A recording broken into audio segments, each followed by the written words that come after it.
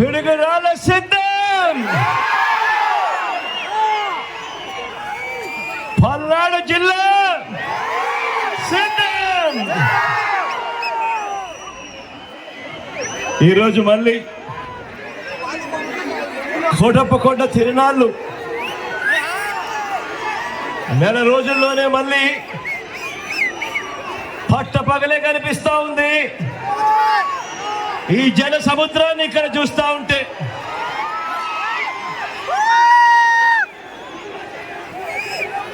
గత 5 ఏళ్లుగా మన ప్రభుత్వంలో ఇంటింటికి వచ్చిన అభివృద్ధిని, సంక్షేమాన్ని, లంచాలు, వివక్ష లేని పాలనను ఆ దుష్ట కూటమి, ఆ ఎల్లో మీడియా వీరందరి కబంధ హస్తాల నుంచి కాపాడుకునేందుకు పలనాటి సీమ పౌరుషంతో జన సముద్రం అయింది. ఈ రోజు ఇక్కడ కనిపిస్తా ఉన్న దృశ్యాన్ని చూస్తా ఉంటే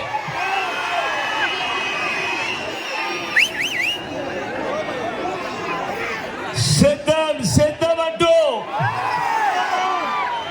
మీ నినాదాలు మన జైత్ర యాత్రకు శంఖారావంలో వినిపిస్తా ఉంటే, అధికారంలో ఉన్నప్పుడు ఏ మంచి ఏ పేదకు చేయని పెత్తందారుల గుండెల్లో మాత్రం మీరు చేస్తా ఉన్న సిద్ధం సిద్ధం అన్న నినాదం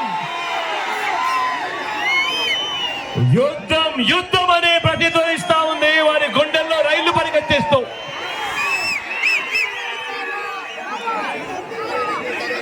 పేదవాడి భవిష్యత్తును, ఇంటింటి అభివృద్ధిని వెలుగు నుంచి చీకటికి తీసుకుపోదామని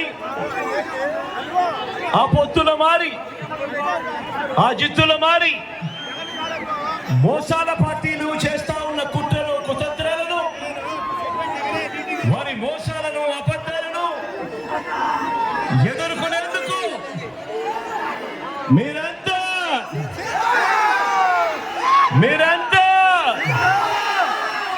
సిద్ధమేనా?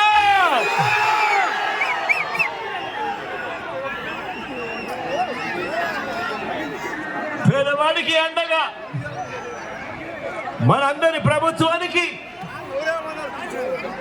తోడుగా మళ్ళీ అధికారంలోకి తీసుకొచ్చేందుకు, ఇంటింటి అభివృద్ధిని కూడా కొనసాగించేందుకు మీరంతా కూడా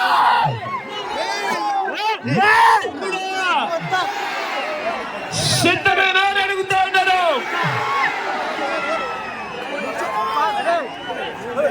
మే 13వ తారీఖున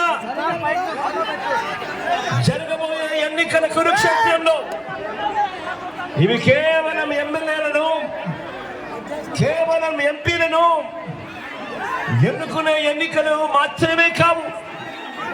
ఈ ఎన్నికలు గత 58 నెలలుగా మీ పిల్లల చదువులు, వారి భవిష్యత్, అక్క చెల్లెమ్మల సాధికారత, అవ్వ తాతల సంక్షేమం, రైతులకు అందుతా ఉన్న భరోసా, పేద సామాజిక వర్గాలకు అందిన న్యాయం, ఇవన్నీ కూడా కొనసాగి మరో 2 అడుగులు ముందుకు వేయాలా?